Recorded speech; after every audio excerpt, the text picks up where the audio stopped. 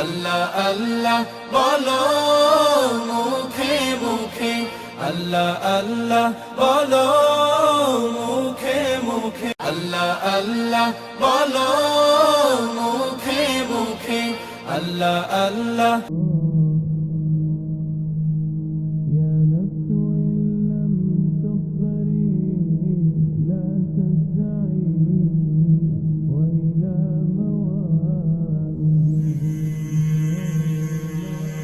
يا نفس إن لم تظفري لا تجزعي.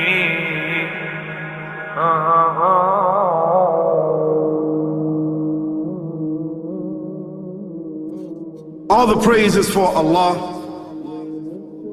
who is the author of all existence and the most generous to his creation, while he is also the all-compelling.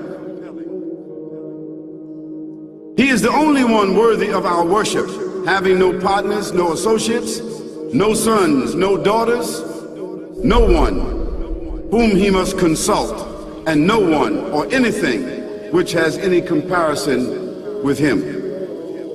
All the praise is for Allah, who is the King of all who claim sovereignty, the only one who has the right to legislate for his creatures. He is the giver of life.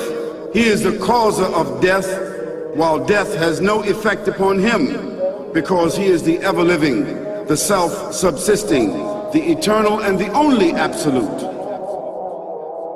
All the praise is for Allah, who has power over all things, and there is in reality no power and no strength, no influence to cause benefit or detriment except through him. It is he who created this complex world, the seen and the unseen, the evident and the speculative, the earth and all that is on it and everything that is in it. It is he who sent his messengers and prophets, alayhimus salam, with the common message of strict monotheism, which simply means that there's absolutely no one worthy of worship, no one worthy of our obedience except the Almighty, the One, the Absolute, and who has no partners.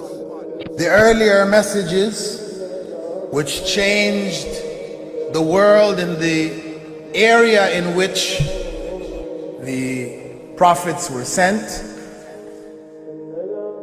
those messages we know have changed, and even the prophets who brought them, their names are now lost. We just know in general because Allah told us in the Quran, وَلَقَدْ بَعَثْنَا فِي كُلِّ أُمَّةٍ رَسُولًا أَنِ اعْبُدُوا اللَّهَ وَاجْتَنِبُوا الطَّاغُوتَ. I've sent to every nation a messenger, calling people to worship Allah alone and to avoid the worship of false gods. This essential message has been preserved in Islam in a way that it was never preserved before. Not because the message was different, because it was the same message, but because of the fact that there would be no other prophets who would come after Muhammad sallallahu alaihi wasallam. So therefore that message now had to be protected. It had to be preserved in a way none of the earlier messages were preserved. Evidently it is what you say you have come to know 40 years back, and what you call the Big Bang is already mentioned in the book which I read, the glorious Quran. It's mentioned 1400 years ago in Surah Anbiya, chapter number 21, verse number 30, which says, Avalam yaral lazina kafaru. Do not the unbelievers see anna samawati wal arda kanat ratkan fataqnahuma, that the heaven and the earth were joined together and we clove them asunder. What you're talking about, the Big Bang, I try to imagine compressing a spring. I push it closer and closer and closer together, so it's smaller and smaller and smaller. And I've stored a tremendous amount of energy in that spring. And when I let it go, it bursts out, it bursts out, it bursts out. The creation of the universe, which you came to know 40 years back, is already mentioned in this book, the glorious Quran, 1400 years ago. Who could have mentioned that in the Quran?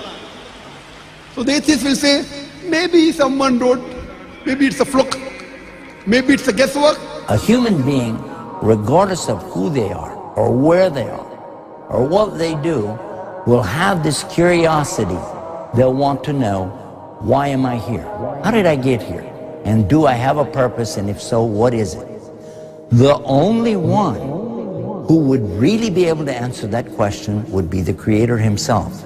If there is a Creator, it would be up to Him to tell us why we were created and what He expects from us and what this life is really about.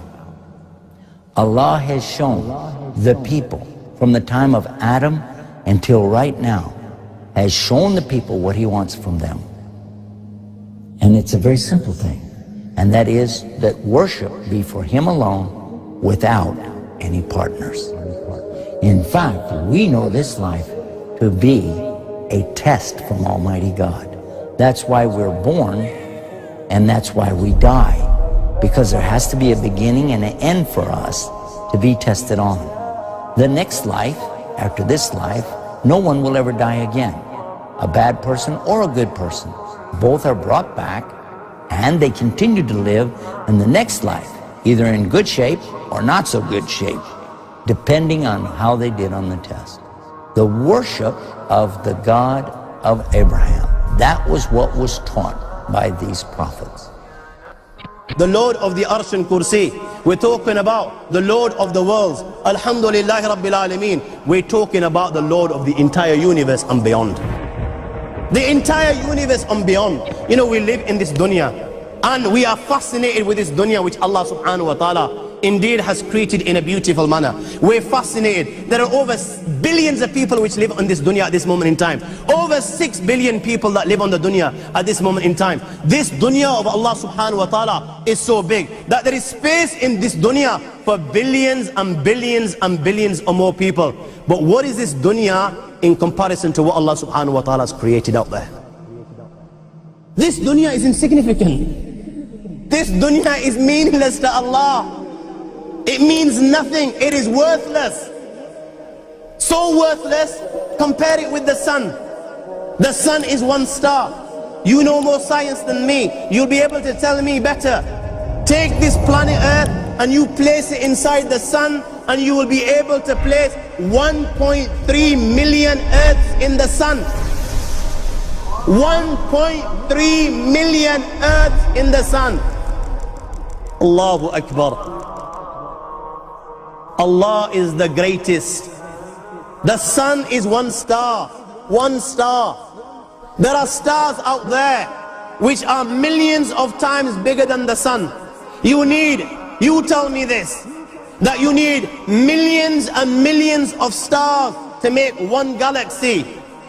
And then you tell me this, that there are zillions of galaxies out there. Let me tell you on top of this, my friend, after this, whatever you see above, when you raise your head and you look above, whatever you see above, the zillions and zillions and zillions of galaxies, let me tell you, this is everything there is within the first heaven. Everything there is within the first heaven, and Allah is the creator of 7 heavens. 7 heavens. And the distance between the first heaven and the second heaven is 500 years. You know, the distance that can be covered in 500 years, at what speed? Only Allah knows.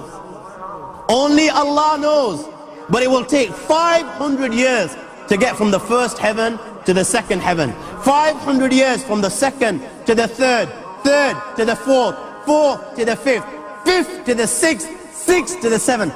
Every time it will take 500 years. After the 7 heavens,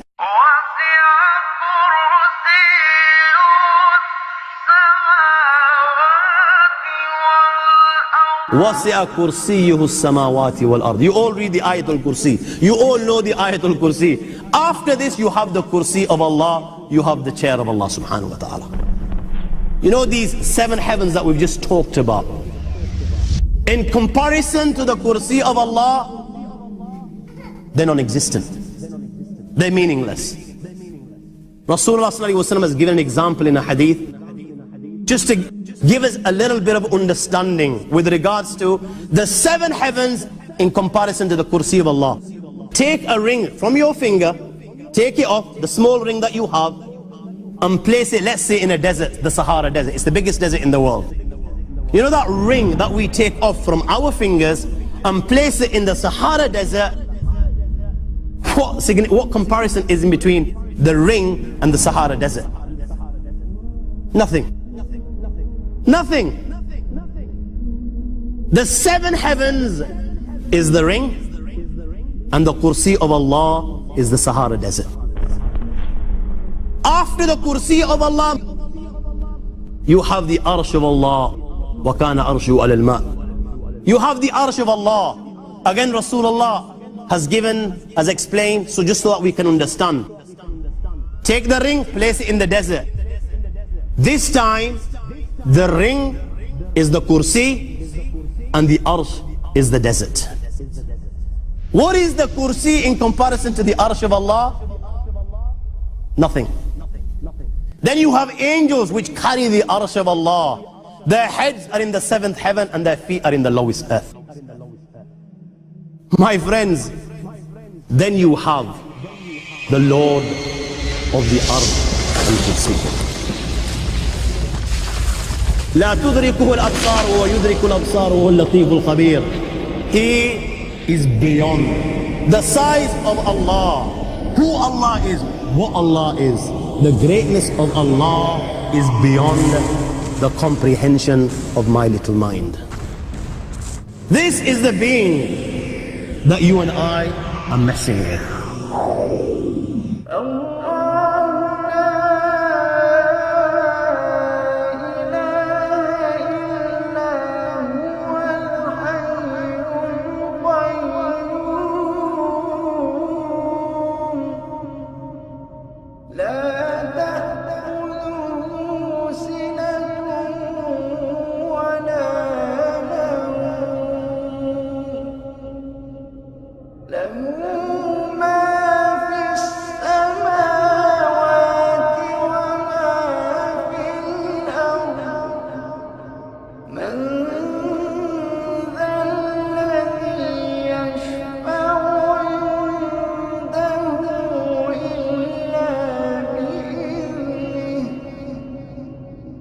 يعلم ما